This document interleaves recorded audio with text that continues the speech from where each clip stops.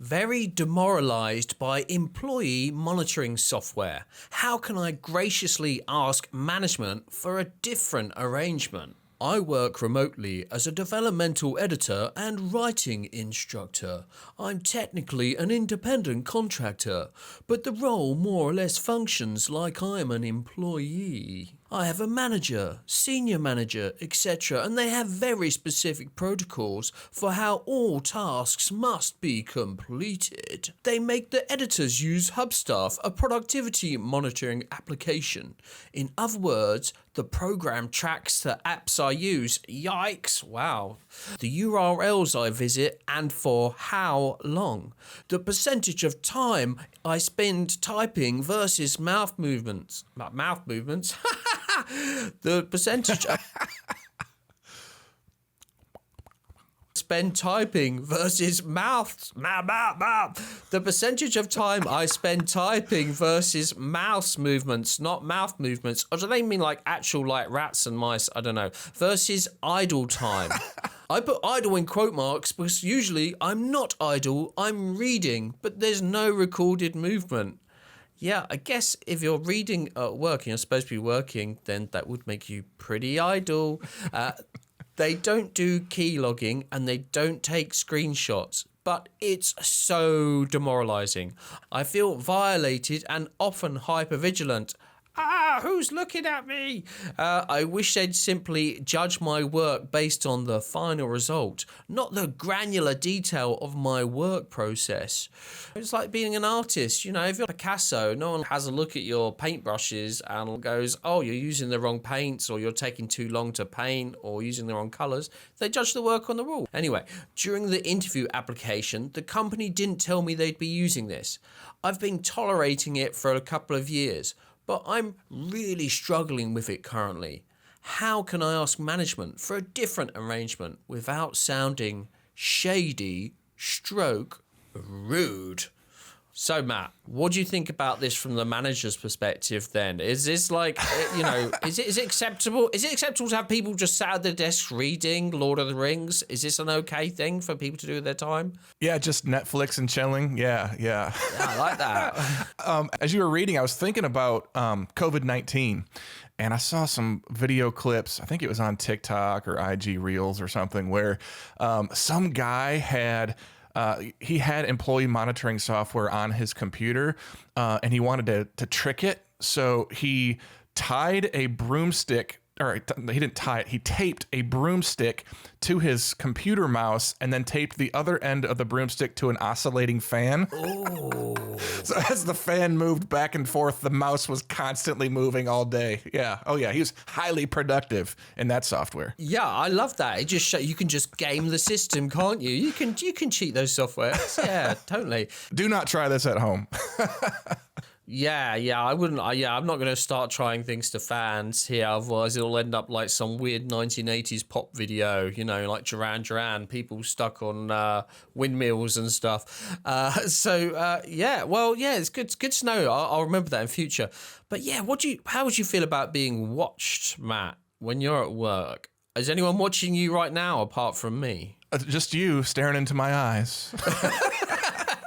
How romantic. Cue up the romantic music. I think going back to your question from the manager's perspective, how do you handle this concern? I think leading with empathy. You've got to lead with empathy because nobody likes to feel micromanaged. Nobody, including the manager themselves. So lead with empathy, understand that no one likes feeling that way, and just listen first. It's very easy to feel defensive and want to immediately start justifying reasons why the business is doing what they're doing or why the employee may be monitored in the way that they are. But just listen. Just take your time, slow down, listen first, and take the time after you've asked some good questions to see how they're feeling, to connect how they're feeling to the bigger business picture. Right? Take the time to explain the business's perspective. Is it really about micromanaging because management doesn't trust the people? Maybe it is, and that's a different conversation to have.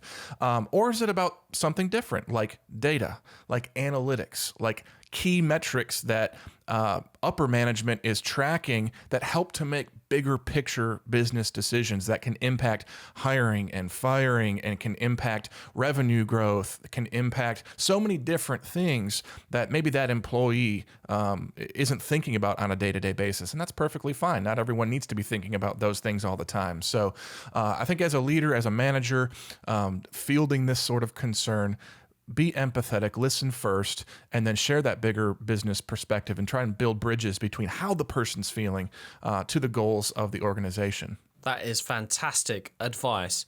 And how can the employee tackle this? How can they graciously ask management for a different arrangement? Should they say, Gordon Bennett, I don't want to be watched anymore at work? Or should they take a different approach? Yeah, that's a great question. Don't assume that a different arrangement is needed. I think that's a great starting point, because if you go into it thinking that something must change, something different must be needed, you may have an incomplete picture and you may be setting yourself up for some additional frustration or for a tough conversation when it might not need to be a tough conversation. So don't assume anything. I think just as an employee, lead with questions. Draw management out, draw your leader out a little bit and hear their perspective. In the same way that a manager needs to listen first or is best served by listening first, the employee is best served by listening first as well. So come with good questions, get to understand some of the goals, maybe some of the metrics and data points that the company is interested in, because there's so many different things. It may be, utilization rates and billable hours. It could be bigger picture things that are related to departmental metrics. So it's not even necessarily about the individual employee as much as it is maybe about a team or an entire department or cross-functional teams. So many different variables. So lead with questions. Ask what management is really looking for. And if you are dead set on this needs to change, I don't like this arrangement, I feel micromanaged, I know I'm being micromanaged. If you feel very strongly about it, come with some solutions prepared. It's never good to just walk in and say, this needs to change, and not be able to give any advice on how it could potentially change, what would be better. So come with some different solutions in mind and collaborate. Don't come in making demands and sharing your list of this must change, this must change. That will always be met with defensiveness. So just come with some solutions prepared and maybe prioritize those. Hey, this would be my preference, or I think this could be best, and this might be second best, this might be third best, and collaborate with that manager. Yeah, it's interesting to think about the function that surveillance can have in a team as well, because it can have a negative effect. There's some good reasons why companies might want to use surveillance. For example, we all use so much software now, right? And companies have to pay a huge amount of money for software licenses. So one reason they might want to do it is to see what software is actually getting used and actually cull the stuff that's not really being used and save money for everyone by doing that. So that could be it. But yeah, I suppose too much surveillance can make us stop using our initiative and being creative at work, which could be a bit of a downer. One thing that you did make me think about though, Matt, is when you said about drawing the leader out. It made me visualize the leader as little Jerry in his little mouse hole, and our employee having to put little bits of cheese out in front of them to draw them out and towards this conversation. And that's really what they need to do, isn't it? Put some little bits of cheese out. Yeah. Let's talk about final result then, Matt. If we want people to judge people's work on the final result, on how they're doing it, how could an employee get to that point? I'm making a beautiful cake for you. It's going to taste amazing. I don't want you to care about what I've put in it or how long it's taken me to put it in the oven. How can an employee get to that point with a leader where the leader accepts that it's, my cake is good enough. Don't care about my kitchen. Yeah, great question. I think it's not an either or type question. It's a both and, right? Because you have activity, but then you have results. And so you could spend an entire day baking the cake, getting all the ingredients, putting the recipe together in just the right way, baking it in just the right way. You could have all the activity and the busyness of making that cake or of performing on the job. And at the end of the day, that cake is trash. It tastes like garbage. It's terrible. And so you have that element of there is the activity. And that's what a lot of people, it sounds like this person who posted really is concerned about that, right? They're monitoring my activity. They're just looking at what I'm doing minute by minute. Well, it's not only that, it's also the results piece. Is that activity tying into meaningful results? Is it a positive outcome, or is it lacking? Are we burning a whole bunch of time and not getting the type of output that we need or the type of result that we're anticipating? You talked about Picasso earlier. You know, most of us are not a Picasso, right? We'll start right there. And most of us are not world famous genius artisans. How dare you? I'm fantastic. Don't you tell me otherwise. Yeah, don't rain on my parade, Matt. I think we all need accountability, right? So, but nobody wants to have Big Brother peeking over their shoulder 24/7 either. So it's a both and. There's a balance that needs to take place, somewhat of a dance, a give and take, I think. So to make sure that that activity and that result are tying together in a way that everyone expects and that those expectations remain in alignment. What would be the worst way to possibly ask then to get this result that this person wants?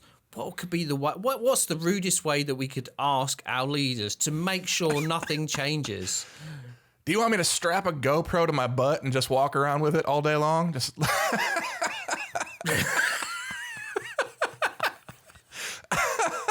You follow me in the bathroom, see what I brush my teeth with in the morning or what I have for dinner?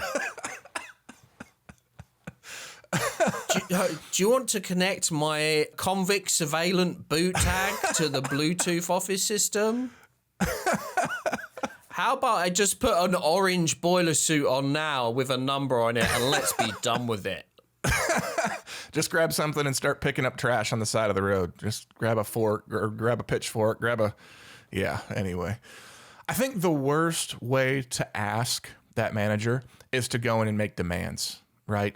By basically not even asking, just coming in, venting with frustrations, putting demands on the table, really just being confrontational, like assuming way too much, right? Assumptions never lead us very far. So that would be the worst way. Don't come in with assumptions. Don't come in making demands. Don't come in all fired up.